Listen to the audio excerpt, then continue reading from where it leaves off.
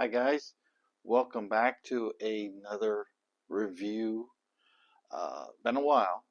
Uh, we're going to be doing the Walthers. Get in the camera. There we go. Walthers mainline.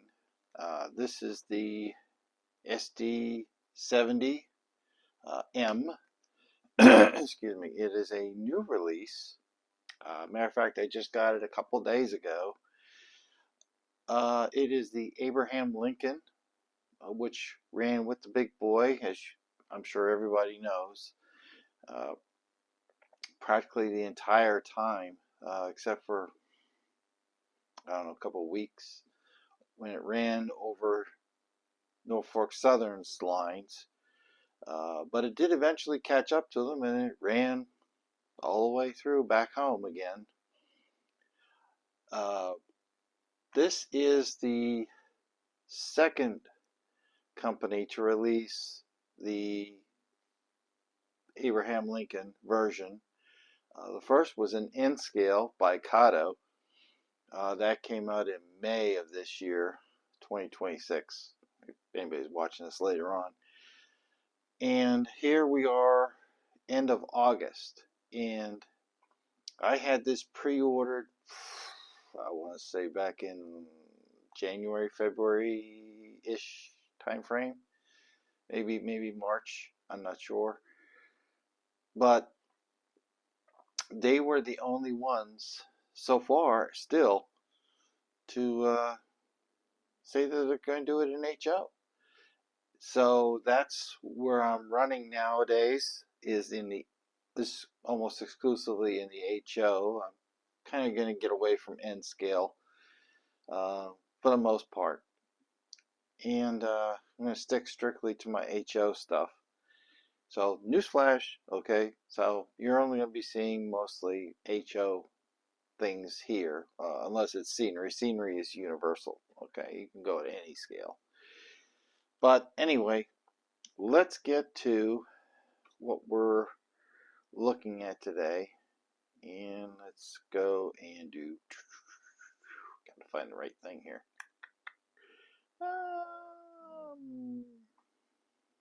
Okay, how about we do this? There we are. Okay, now you can see it. So this is the Abraham Lincoln, as I said.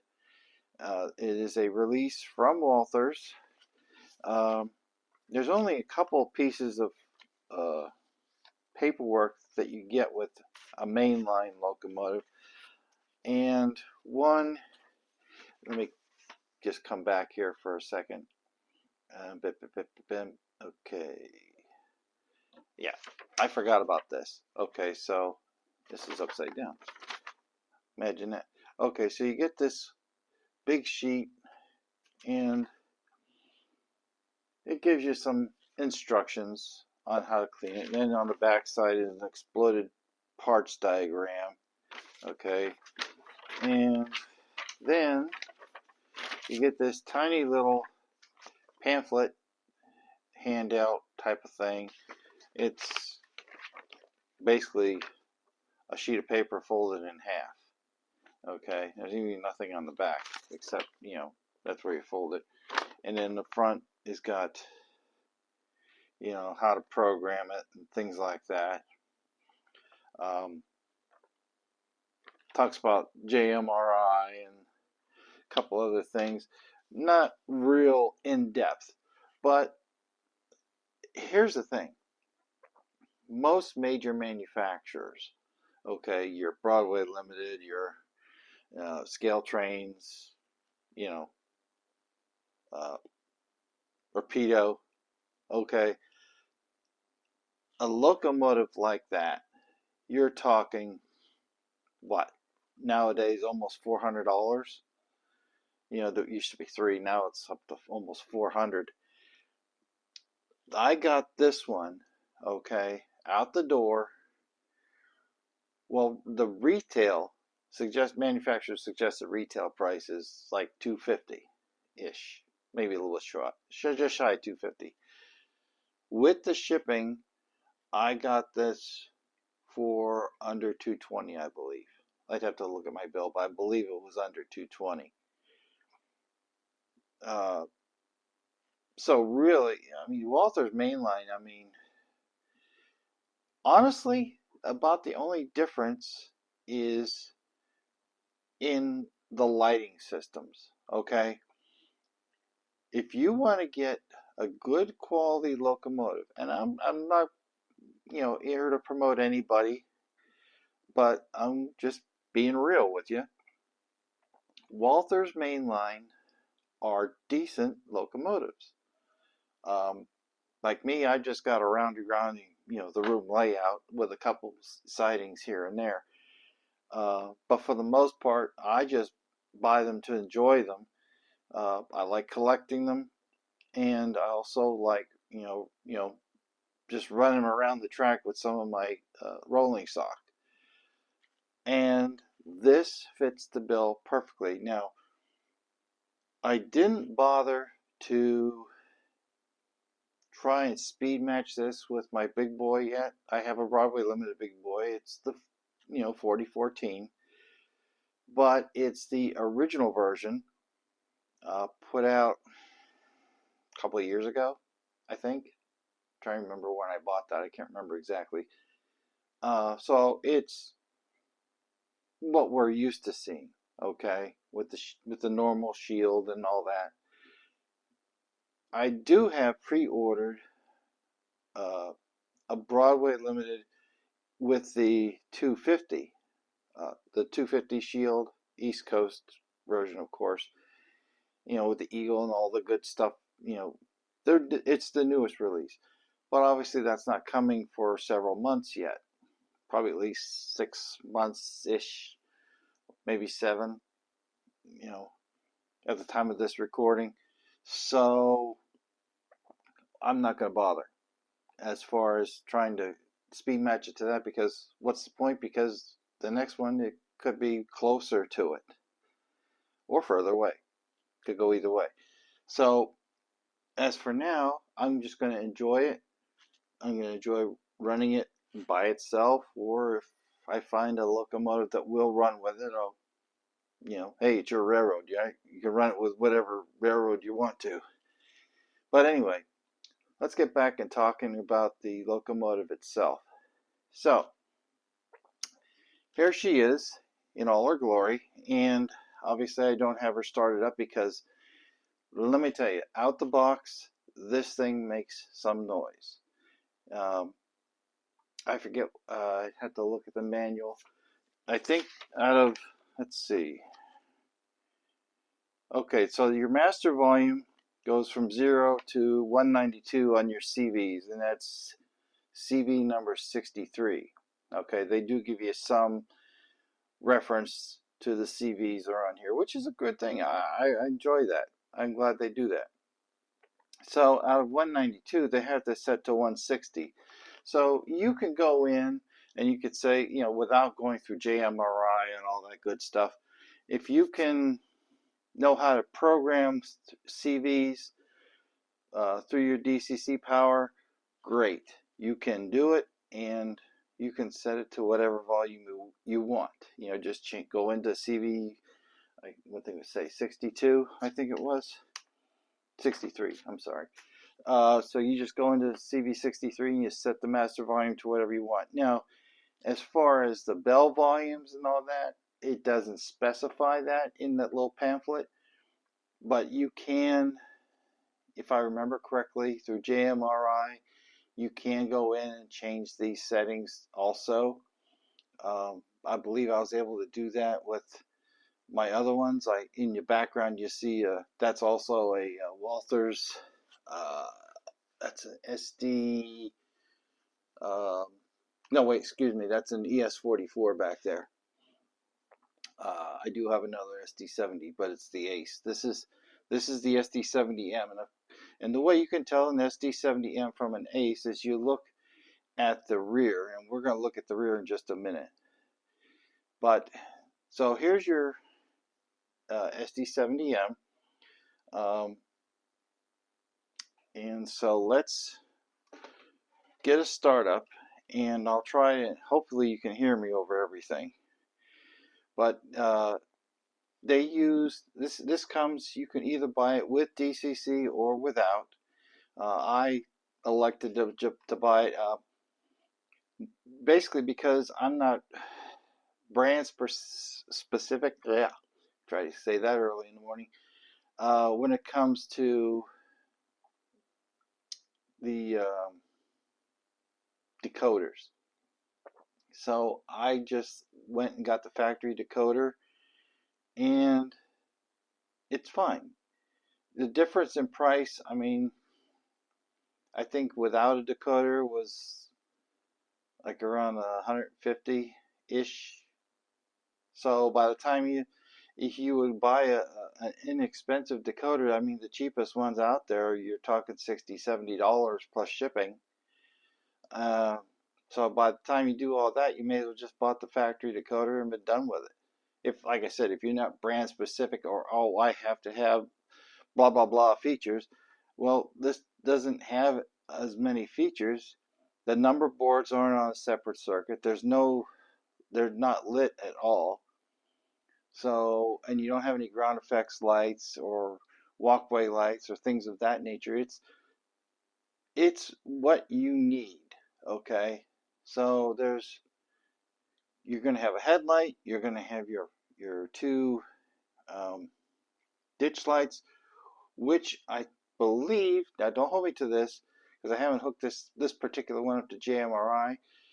You can go and make them alternate, but actually this one and my other Union Pacifics, when you hit the horn, the ditch lights do not alternate, and that's because the UP does not do that. Okay.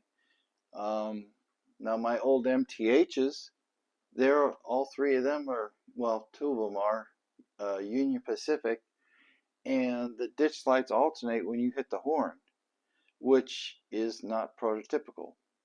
So, I mean, but you can go in and you can change that. Okay, I believe you can do it with this too, but don't hold me to that because, like I said, I haven't checked this out on JMRI yet.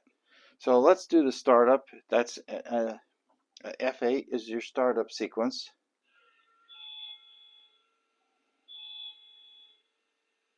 And we'll listen to this.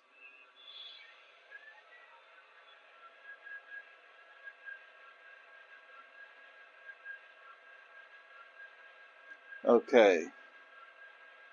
So F0 is your headlight, and then F6 is the only other light, and that's for your ditch lights.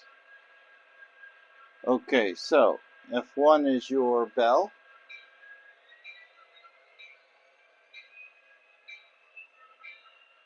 F2 is your horn. Now, Walthers does say there are 4 horns and 2 bells. I did not, like I said, I did not go in with JMRI and look these up to see how you can change those. I'm happy with the sounds straight out the box. So that is the front end. So let's turn this puppy around and we'll look at the back side. So we'll turn our turntable around here.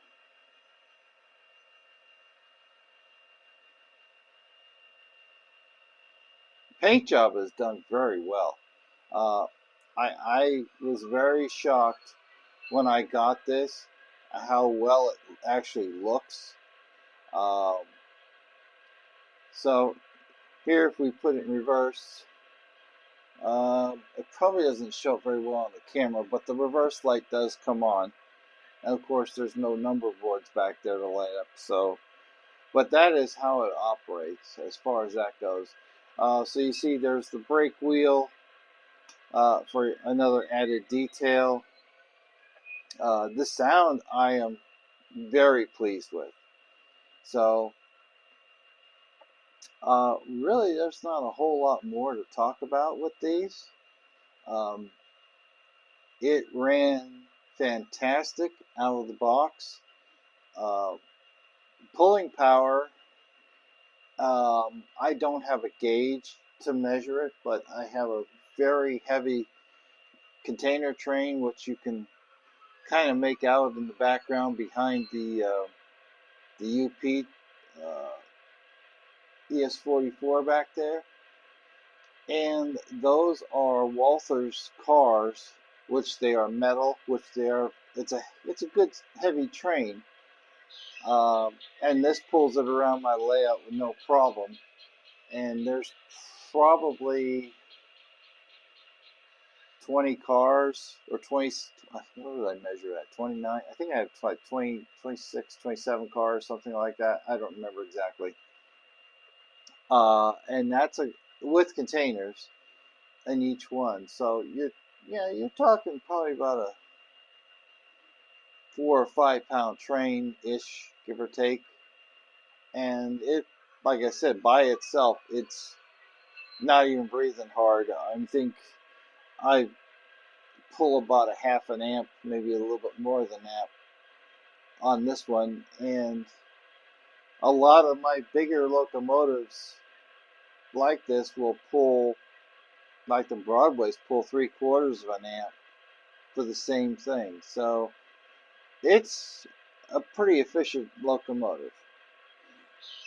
So with that, I think we're going to fade off into the sunset. Don't forget to like, share, subscribe, and check out my other videos down below. And as soon as we start getting some more locomotives in, and like I said, I do have the one Broadway coming later on next year. Like probably, I think they're talking about a May or June release. I should have a couple more ES44s coming in from Broadway Limited, and I'm hoping, knock on wood, that they're going to come out with the uh, well, they've hinted at it. Uh, Walthers coming out with the complete set from Norfolk Southern of their America 250 locomotives. So that's something I'm looking forward to. So, like I said, with that, like, share, subscribe, and I'll catch you guys later on. Take care.